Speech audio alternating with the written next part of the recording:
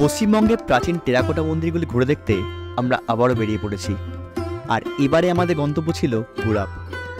হুগলি জেলার এই গুড়াপে রয়েছে নাগ বংশে তৈরি করা বেশ কিছু প্রাচীন টেরাকোটার মন্দির, যেগুলি আমরা আগের পর্বে দেখিয়েছি। আপনাদের কাছে একান্ত অনুরোধ রইল সেই ভিডিওটি দেখার। আমি লিঙ্ক ডেসক্রিপশন বক্সে এবং পরের আই বাটন দিয়ে দেবো। আর আজকে আমাদের গন্তব্য ওই নাগ বংশেরই তৈরি করা আরও কিছু প্রাচীন মন্দির, যার মধ্যে রয়েছে জোড়া শিব মন্দির এবং একটি অতি প্রাচীন মন্দির, যে মন্দিরে কিনা স্বয়ং চৈতন্যদেব এসেছিলেন। তো চলুন আজকে শুরু করা যাক আমাদের এই ভ্রমণ, আর ঘুরে দেখি গুড়াপের বাকি যে পুরনো যে মন্দিরগুলি সেইগুলি।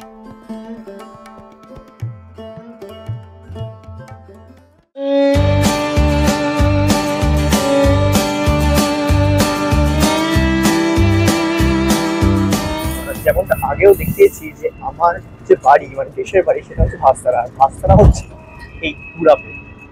আর এই গুড়াপ থানার অন্তর্গত যে মন্দিরগুলো রয়েছে আজকে সেই একটা মন্দিরেই যাচ্ছি আমরা। এখানে বেশ কিছু টেরাকোটার মন্দির রয়েছে, টেরাকোটার বেশ পুরনো মন্দির, প্রায় 350 বছরের পুরনো মন্দির রয়েছে, সেগুলো দেখতে যাবো আজকে। তো চলুন যাওয়া যাক। ভাস্তারা থেকে একটা টোটো করে নিয়ে যাচ্ছি এখন গুড়াপে। আর আমরা গুড়াপ থেকে এই দিক দিয়ে গুড়াপ থেকে এসে এখন যাচ্ছি গুড়াপের ভেতর দিকে, এই সামনের জোড়া শিব মন্দির সেটা দেখতে। এই সামনেই দেখা যাচ্ছে জোড়া শিব মন্দির। এই মন্দিরটিও এই নাগ বংশের দ্বারাই তৈরি, তবে এর কোনো মানে যে তৈরির যে সাল সেটা কোথাও পাওয়া যায় না। তবে এই মন্দিরে এখন খুব একটা বেশি কাজ অবশিষ্ট নেই। এটাও আটচালা রীতিরই একটি মন্দির। এটা হচ্ছে জোড়া শিব মন্দির।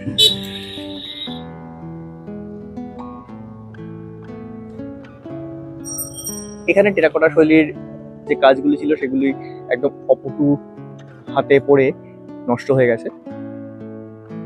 আর এইদিকে একটুখানি দরজার মাথায় একটুখানি কাজ বাকি আছে, বাকিটা হলো আটচালা রীতির মন্দির।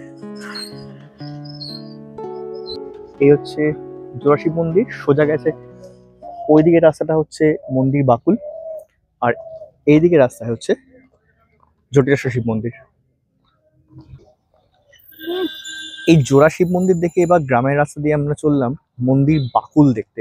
এটাও এই 5 মিনিটের হাঁটা পথে এখান থেকে, এই জোড়া শিব মন্দির থেকে। তো যাচ্ছি এখন মন্দির বাকুলের দিকে।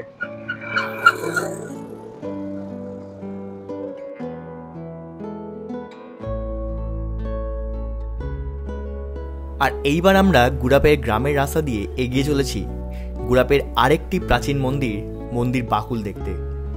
এই মন্দিরটিও তৈরি করা হয়েছিল 1936 খ্রিস্টাব্দের দিকে। অতি প্রাচীন এই আটচালা রীতির টেরাকোটা মন্দিরটির মধ্যে বেশ কিছু প্যানেল এখনও অবশিষ্ট রয়েছে, তবে সাথে কিছু নতুন সংযোজিত প্যানেলও রয়েছে। আর এই যে সামনে, এটি হলো মন্দির বাকুল।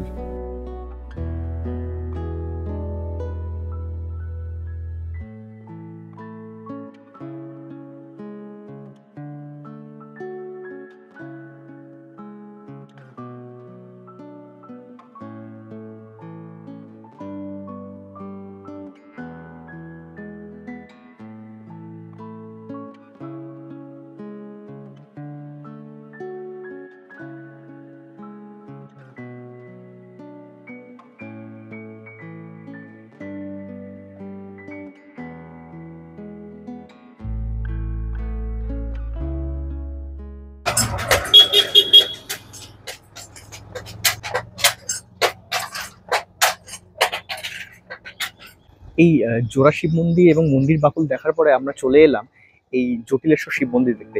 এই হচ্ছে জটিলেশ্বর শিব মন্দির। গুড়াপের চক্রবর্তী বংশের দ্বারা তৈরি করা হয়েছিল এই জটিলেশ্বর শিব মন্দিরটি।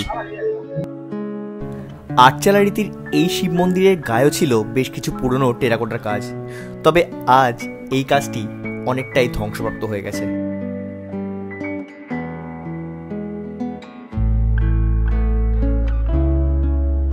আর এই হচ্ছে জটিলেশ্বর শিবলিঙ্গ।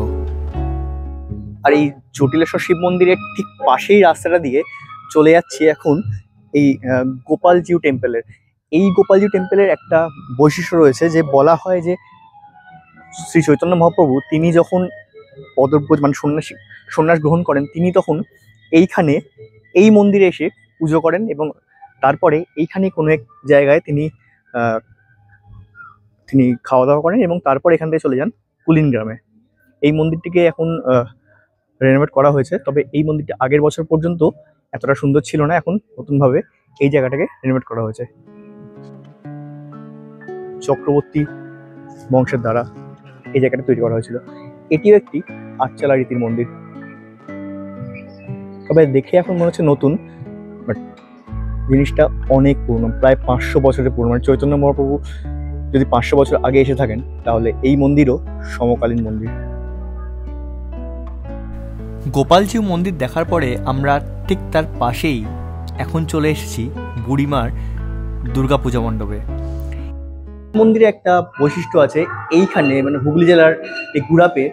দেখুন, দুর্গাপুজোর সময় আমরা জানি গণেশ থাকে ঠাকুরের ডান হাতে, তবে এইখানে গণেশ কিন্তু ঠাকুরের বাঁ হাতে, আর ডান দিকে থাকেন কার্তিক।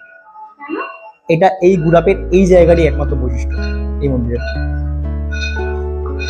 এটা হচ্ছে আজকে আমাদের শেষ গন্তব্য, বুড়িমার মন্দির। আর এখানে যেটা বললাম একটা অদ্ভুত জিনিস, যে ঠাকুর গণেশ ঠাকুরের বাঁ দিকে আর ডান দিকে হচ্ছে কার্তিক।